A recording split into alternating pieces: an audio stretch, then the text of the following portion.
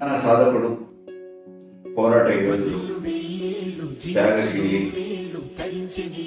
కేసీఆర్ గారి జన్మదిన పర్వ సందర్భంగా వారికి జన్మదిన శుభాకాంక్షలు.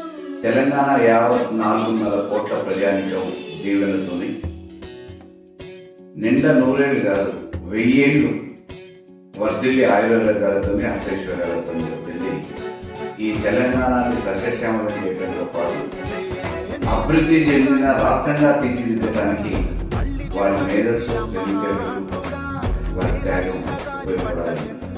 ఆ భగవంతుడు అనుక్షణం వారికి మంచి ఆయుర్వేదాలు. జై కేసీఆర్, జై తెలంగాణ.